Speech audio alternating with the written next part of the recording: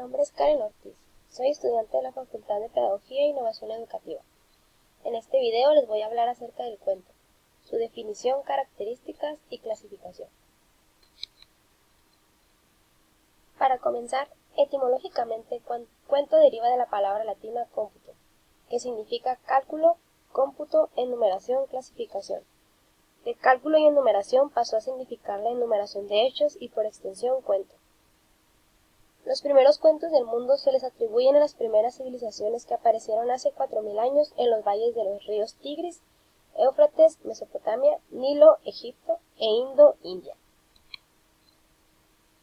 En Egipto se ubican los cuentos más antiguos y se piensan que sirvieron como modelo para Esopo, en Grecia, Fredo, Roma y Vipai, India. Después, en la Edad Media, surgió una colección de cuentos árabes llamada Las Mil y Una Noches y fue considerada como la principal entre los cuentos de Oriente. Históricamente, el cuento es una de las más antiguas formas de literatura popular de transmisión oral, que sigue viva como lo demuestran las innumerables recopilaciones modernas que reúnen cuentos folclóricos, exóticos, regionales y tradicionales. Sus principales temas, que han sido agrupados en familias, se han transmitido por vía oral o escrita, y reelaborados incesantemente, es decir, contados de nuevo por los autores más diversos. ¿Qué es el cuento? El cuento es una narración breve, oral o escrita de un suceso imaginario. En él aparecen un reducido número de personajes que participan en una sola acción con un solo foco temático. Su finalidad es provocar en el lector una única respuesta emocional. Sus características más importantes son: es corto o breve, se desarrolla en pocas páginas, tiene pocos personajes y una trama sencilla, desarrollo definido y lineal, se relata un solo suceso. El desarrollo se divide en principio, medio y fin de la narración. Manifiesta una unidad temática.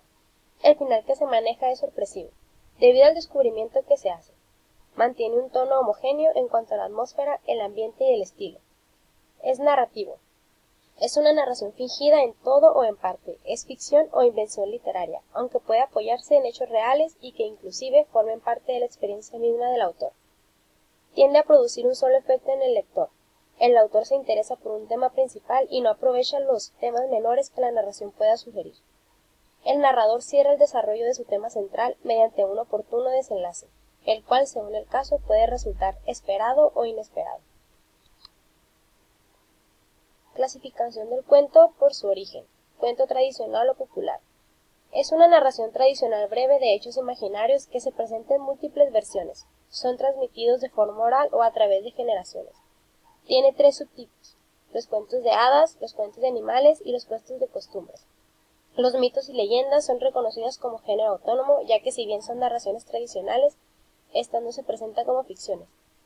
Algunos ejemplos son Caperucita Roja y El gato con botas. Cuento literario. El cuento literario es el que es concebido y transmitido mediante la escritura. El autor suele ser conocido. El texto fijado por escrito presenta por lo general una sola versión, sin el juego de variantes del cuento popular. La primera muestra de cuentos conocidos en este género se encontró en el Antiguo Egipto, y una de las primeras manifestaciones en la lengua castellana es el Conde Lucanor, que reúne 51 cuentos diferentes escritos por el infante don Juan Manuel en el siglo XVI. Algunos otros ejemplos son El gato negro, de Edgar Allan Poe, La gallina degollada, de Horacio Quiroga, y El rastro de tu sangre en la nieve, de Gabriel García Márquez. Por su estructura. Los cuentos también están clasificados por su estructura. Aquí tenemos el cuento clásico, el cual es un cuento narrativo con una historia secuencial. Su narrador es omnisciente, lo cual quiere decir que sabe todo lo que pasa con los personajes e incluso sus pensamientos.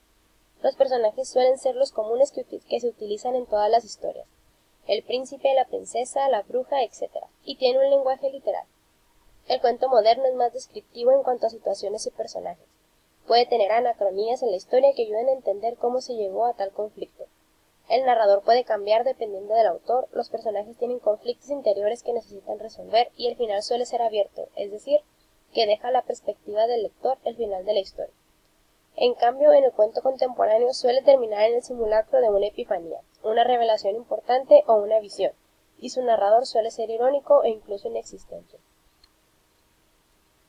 Espero que la información les haya servido. Muchas gracias por su atención.